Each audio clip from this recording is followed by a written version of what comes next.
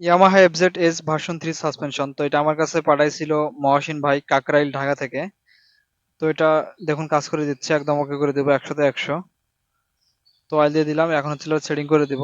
দেওয়ার পরে প্রেসারটা দেখবো প্রেসার ঠিকঠাক মতো আসছে কিনা।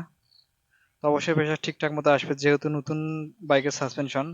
পুরাতনগুলোতে একটু ঝামেলা করে কিন্তু সমস্যা হয় না, কিন্তু এটা নতুন, এটাতে প্রেসার আসবে দেখা লাগবে না, না দেখলে সেটিং করলেও চলতো, কিন্তু আমি এটা দেখে দিলাম, একদম ওকে করে দিব। যেহেতু অনেক দূরের থেকে কাজটা পাঠাইছে, তো যারা দূরের থেকে কাজগুলো পাঠায় তাদের কাজগুলো অবশ্যই এরকম চেক করেই পাঠায়, যাতে পরবর্তীতে কোনো সমস্যা না আসে। আর যেহেতু আমার কাছে বাইক থাকে না, সেহেতু একটু ঝামেলাই হয়ে যায় চেক করা, মানে হাতের উপরে নির্ভর করতে হয়। তো এটা কাজটা কিন্তু এখন ওকে হয়ে গেছে, প্রেশার কিন্তু যথেষ্ট আসছে। নিচের দিকে দিতে প্রেশার লাগবে না, কিন্তু উপরের দিকে টেনে তুলতে অনেক প্রেশার লাগবে, সে কারণে কিন্তু বাইক লাফালাফি করে না, একদম স্থির থেকে যায়। তো দেখুন এটা সেটিং করে দিচ্ছে, একদম ওকে করে দিলাম।